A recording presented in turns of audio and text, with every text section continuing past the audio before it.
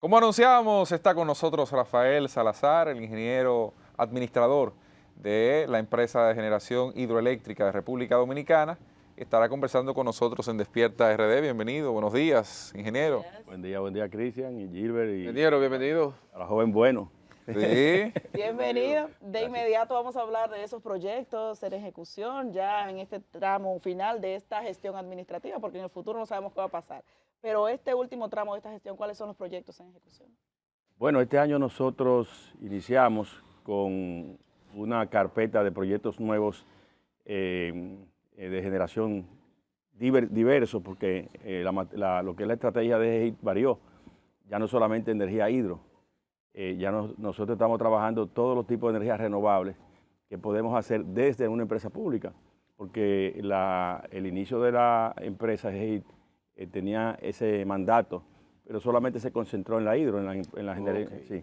Entonces, la estrategia cambió y nosotros estamos trabajando proyectos de energía solar alrededor de nuestras instalaciones, que es una ventaja que tenemos, porque tenemos ya línea de transmisión, personal, una serie de ventajas para desarrollar esos proyectos, también proyectos eólicos, todo eso conectado para hacer proyectos de hidrobombeo, que también son nuevos. En esa línea, cuando inició el año, el presidente anunció, su primer decreto fue declarar el año 2024 como un año de prioridad para el desarrollo de energía, del tema de energía. Y entonces nosotros el otro día llevamos al presidente nuestro plan del año, que ya lo teníamos listo, de iniciar 820 megas de energía entre hidro, eólica, solar, hidrobombeo en el 2024. Y en eso estamos, terminando ahora el primer proyecto de energía solar de la empresa, que es brazo derecho. Se concluye ahora a final de marzo, esperamos que la primera quincena de abril ya esté funcionando, si no hay ningún tipo de inconveniente, y entonces desarrollando 7 proyectos entre eólico y solar, y ¿Qué conlleva eso, 3 proyectos para poder lograrlo en poco tiempo? ¿O eso es a largo plazo? Bueno, los proyectos, por ejemplo, solar y eólico son, Sí, son a menor plazo. Se hacen entre la planificación, el desarrollo de presupuesto, inicio, o sea, llevar al portal, después que ya está en el portal y se adjudica, un proyecto solar o eólico dura alrededor de entre 2 y 18 meses. Okay. Ese es solar y eólico. Ya los que son de hidrobombeo, que llevan un embalse superior, eso llevan ya un poco más de tiempo, más o menos, porque estamos partiendo del embalse que tenemos. Hidrobombeo son 2 embalses, uno superior que el que se hace y el que tenemos que es el de la presa normal. Entonces ese lleva alrededor de, vamos a decir, 18 meses, entre 18 y 24 meses. Y los de presa ya llevan más tiempo, que tenemos ahora mismo 4 presas en una iniciada, 2 para iniciar ya inmediatamente y una para subir al portal para también iniciar este año, que es Guayubín iniciada, ya construyendo el muro. Esa está entre 35 y 40% de ejecución. Construcción. Sí, esa está ya en ejecución hace un tiempo. Tenemos las placetas, que se inició en la gestión pasada, se paralizó, se gastaron 71 millones de dólares, se retomó porque un proyecto, el principal de generación hidro del Caribe, ese generaría 202 megas, ese está para iniciar ahora a mediados de año, está listo para reiniciarlo. Tenemos el Artibonito. ¿A qué etapa quedó ese?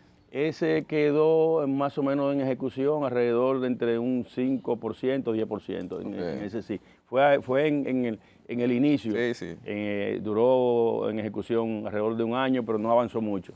Y entonces tenemos Artibonito, listo también para iniciar. Ese es en Elías Piña, la zona fronteriza. Y tenemos La Gina, que es para subir al portal, es en Baní. Esos son los proyectos hidro. Ya también listo para subir al portal, ya este mes de abril sube al portal, eso durará alrededor de 3 meses en el portal, ya listo para entonces iniciar con la adjudicación que se tenga. El tema de la situación climática que se viene dando no afecta de alguna forma la generación hidroeléctrica en República Dominicana. O sea, ¿no puede esto de alguna forma amenazar la proyección de crecimiento energético en nuestro país a partir de ríos más secos, de afluentes más afectados, de que una tormenta pueda o un huracán pueda afectar una estructura hidroeléctrica en República Dominicana? Y eso es costosísimo, la reparación. ¿Ha habido una transformación de alguna forma en ese esquema de operación y de generación? Sí, la tecnología y los protocolos han avanzado mucho y entonces eso nos permite a nosotros programarnos. Y aquí realmente lo que hace falta es que se construyan todas las presas que se puedan hacer. Porque la presa, si hay algo que ha desarrollado el país, fue el inicio del desarrollo de presas en el país que se hizo en la gestión del presidente Balaguer. Esa fue, vamos a decir, una de sus bendiciones en ejecución. Y que todos los gobiernos deben seguir eso, todos los gobiernos. Estamos atrasados actualmente porque hubo gobiernos que no se invirtió en el tema de presas, o se invirtió precariamente, vamos a decir así.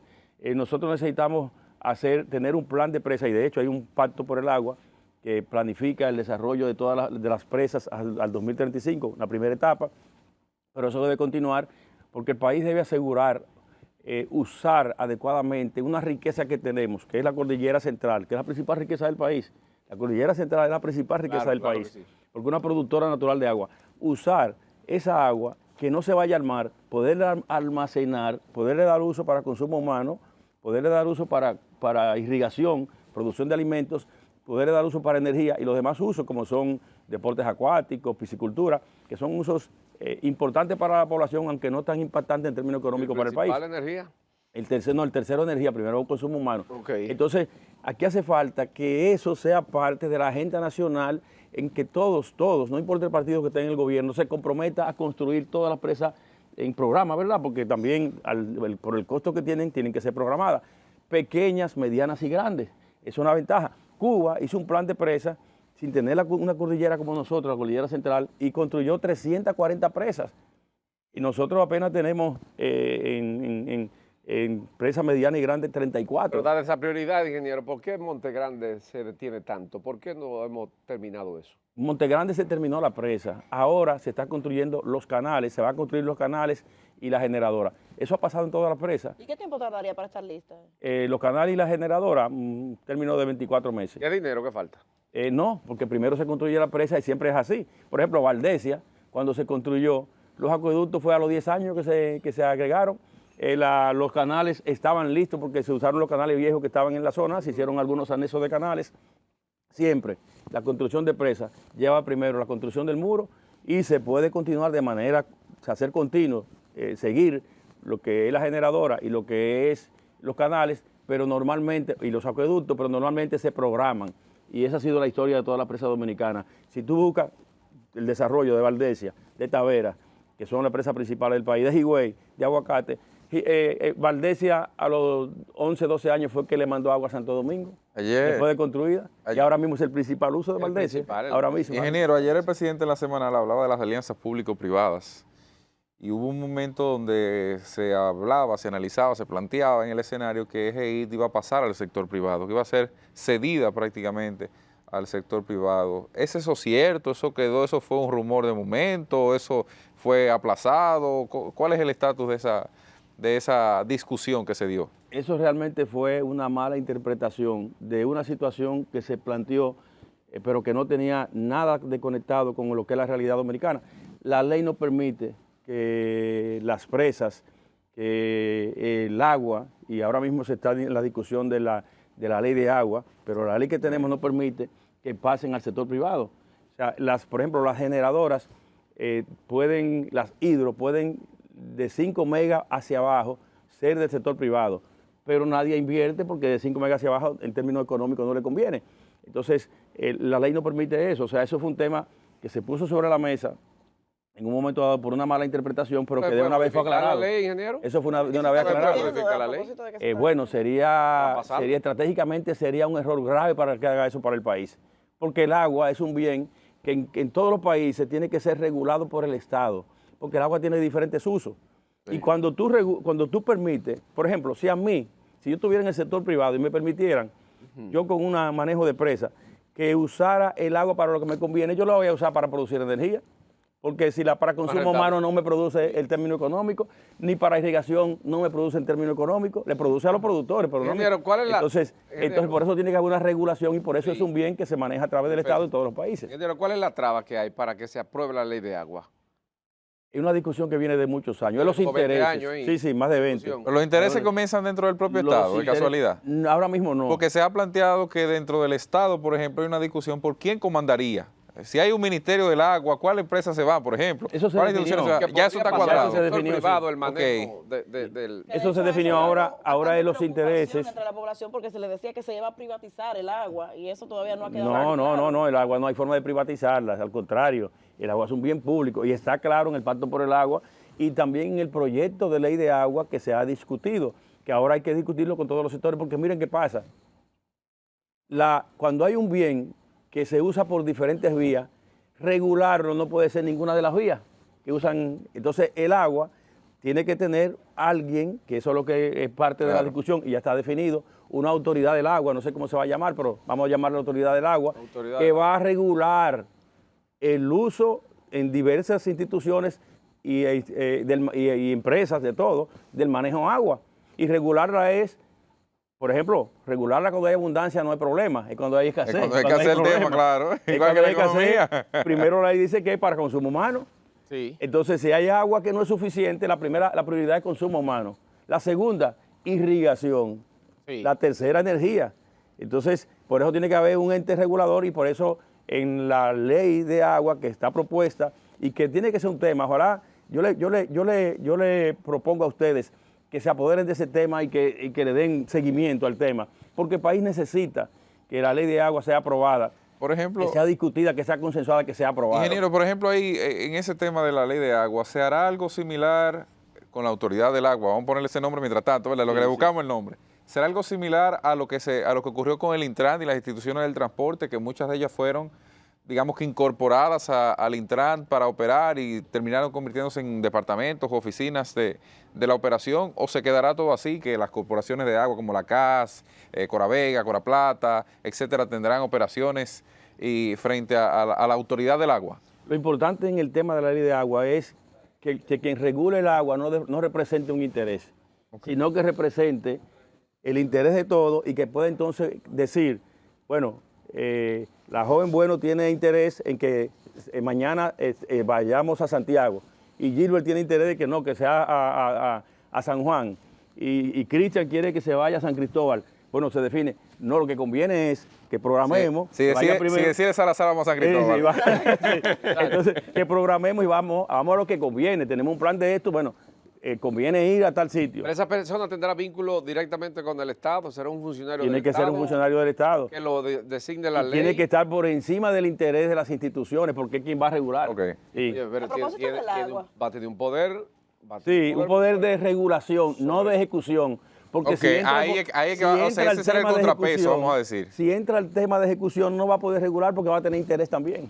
Hablando Esa es la diferencia. Ese es el contrapeso, Sí, vamos esa a es la decir. diferencia. Complicado ahí. hablando de déficit No, no de es agua, complicado, porque eso se hace en otros Hay que países. definirlo, pero hay que definirlo muy bien. Es asumirlo, es ejecutarlo, es entenderlo. Y además que funcione correctamente en lo que deben ser sus prioridades y el manejo que el país necesita en un tema tan importante como es el agua. Fundamental. Claro. El año pasado tuvimos problemas con un déficit de agua producto de las pocas lluvias y eso obviamente ningún gobierno tiene responsabilidad. Sin embargo, sectores afirmaban que no hubo una previsión en el tema del almacenamiento. De igual forma, situaciones con la energía, muchos apagones y la gente se quejaba. Para este año que está iniciando y que vemos que las lluvias no han sido muy considerables durante los primeros meses, ¿ya tiene el gobierno una previsión para evitar una situación similar? Sí, sí, hay un plan. Como todos los años hay un plan. Lo que pasa es que cuando estamos en extremo negativo, el plan ya es un poco más difícil, como pasó el año pasado.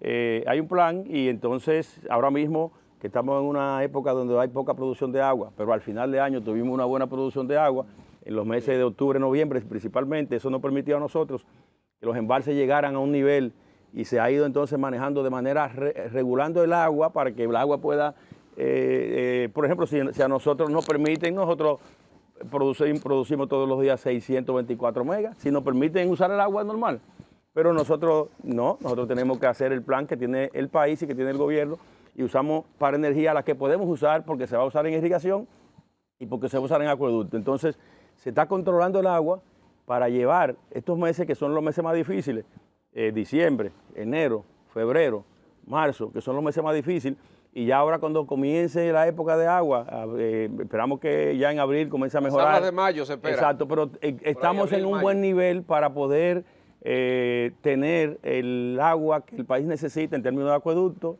de consumo humano en términos de irrigación y manejar el tema de energía según la conveniencia y según la posibilidad. Entonces, este año el control del agua nos ha permitido, por el nivel de los embalses, tener un mejor manejo, y lo que sí tenemos, lo que yo le decía al principio, seguir construyendo embalses. Ahora mismo, por ejemplo, con la construcción de Monte Grande, de la presa de Monte Grande, nosotros regulábamos solamente 9.1 del agua que cae en el país. O sea, cuando dice regulamos es que la usamos para producir riqueza y consumo de los programados. Con la entrada de Monte Grande casi subimos, vamos a subir casi cuando se llene, porque apenas está ahora mismo un 17% de llenado. Cuando se llene, cuando pase a un 60, 75, 80% de su nivel de agua máximo que debe tener, entonces nosotros vamos a llegar ya casi al 11% de regulación del agua. Cada vez que construimos una presa aumentamos la cantidad de agua almacenada, y eso nos permite que en el sur va a haber menos problemas ahora con el agua. Claro, el agua para acueductos, tenemos un agua almacenada ahí que ahora nos va a ayudar a poder responder a la población en términos de agua para consumo, para irrigación y para otros temas. Mire, no se me vaya sin decirme cómo está la situación política de San Cristóbal, porque me dijeron por ahí que hubo casi una celebración cuando la Alianza Rescate RD no definió un candidato único allá, sino que fue dividido porque eso le facilitaba el camino al candidato del Partido Revolucionario Moderno. Se la ponía mucho más cómoda, ya podía casi sentarse en el trabajo político. Le veo como una sonrisa marcada. ¿Cómo está esa situación allá? Bueno, tengo que decir que nosotros hemos trabajado fuerte, y lo primero, que no hay triunfalismo. Aquí la gente sabe, en San Cristóbal la gente sabe que tiene que trabajar todos los días en términos de su compromiso en el trabajo político, en los colegios, en los recintos electorales, y que nosotros, lo que haga la oposición no depende de nosotros. Sí, nosotros tenemos que aprovecharlo cuando hay algún tipo de situación que nos favorece. Ciertamente nos favorece que no hubo alianza, ni en la sindicatura ni en la senaduría. Bueno, entonces nosotros lo que nos preparamos día a día para poder afrontar, ahora en mayo, nos fue muy bien, ahora en febrero, ahora en mayo, que nos estamos preparados para entonces también, en el caso de presidencia, senador y los diputados, hacer una buena participación. Pero no hay triunfalismo. Y una de las cosas que saben los compañeros y los aliados y todo el que de una forma u otra está en este proceso es que el día que se gane es cuando se cuentan los votos. Sí. Entonces no hay por qué el compromiso es seguir trabajando y trabajar duro. Y además también compromiso con la sociedad, presentar proyectos, los que aspiran a diputados, de lo que van a hacer cuando sean diputados. El senador también, lo que va a hacer cuando sea senador, y conectar con la sociedad, y además exigir al presidente y a los funcionarios, y yo soy funcionario, obras para San Cristóbal. Ya yo la semana pasada hablé con el presidente, le dije: presidente, en términos de deporte, en San Cristóbal necesitamos 2 obras fundamentales. Una es la reconstrucción del play de San Cristóbal, que pueda estar en condiciones de asumir un equipo de béisbol profesional, y además ser un centro de deporte de San Cristóbal y de recreación. Y otra es la construcción de la Arena del Sur, de la Arena del Sur, o Arena Constitución, como quiera llamarse, que es una obra para también, va al lado del campo de fútbol Gol, que está ahí el terreno, y es una obra también importante para el desarrollo del deporte de San Cristóbal. Y el presidente me dijo: sí, es parte del compromiso. Para eso? Bueno, se programa, para eso el presupuesto, para programar los recursos. Pero estaría y entonces, para este año, por una la idea es que este año se incluya en el presupuesto y se inicie el año que viene, en el 2025. Bueno, pero esos 2 proyectos, y son de deporte. El plan estratégico está haciendo ahora mismo una programación de las obras principales en términos estratégicos que necesita la provincia. Y eso debe presentarse en los próximos días no solamente al presidente, sino a todos los candidatos, porque tiene que ser un compromiso de todos los candidatos que se hace, así como lo hace Santiago, y entonces que se programen esas obras para beneficio de la población. Mire, en San Cristóbal. Mire, ¿fue correcto el presidente ir a ese debate? Sí, es importante porque marca. ¿Fue correcto? Sí, yo creo que fue correcto, y creo que marca un hito, porque obliga que de aquí en adelante no hay excusa para que se participe en debate. La democracia es eso, que las ideas se puedan poner sobre la mesa y que la gente la escuche. ¿Debieron ir todos, hasta los minoritarios? Yo pienso que sí, pero eso depende de quien lo organice.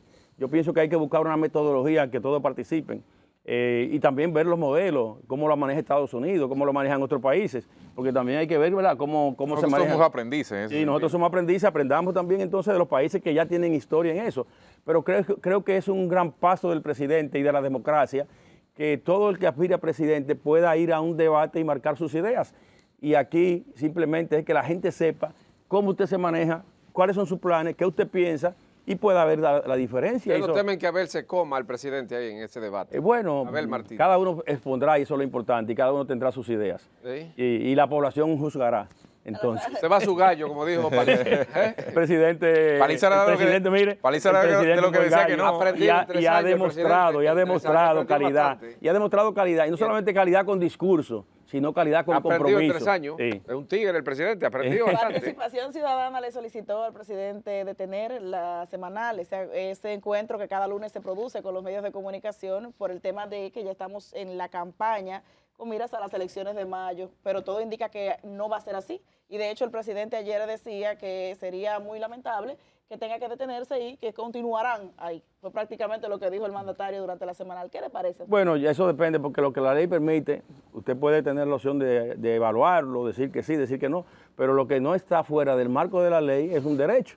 Y entonces ya el presidente evaluará y sabrá entonces cómo toma la decisión. Bueno, ingeniero, muchas gracias por habernos Gracias a acompañado ustedes, esta sí. mañana en Despierta RD. Escucharon Muy ya bien, ahí Salazar. al ingeniero Rafael Salazar. Saluda a Wilkin Amador, como usted Ese lo es vea su por hermano ahí. y mi hermano también. Sí, no se Si le lo va- ven por ahí, ¿verdad? Si la fortuna le acompaña. no se le va- esa es Viviana que lo tiene trancado. Rafael Salazar Gracias. es el administrador de EGEID. Estuvo con nosotros esta mañana, además de un dirigente del Partido Revolucionario Moderno, especialmente en la provincia de San Cristóbal. Presidente de la provincia de San Sí, Cristóbal, así es. todavía sigue en esa posición. Entonces, mañana, a la misma hora, estará con Despierta RD. No le cambie.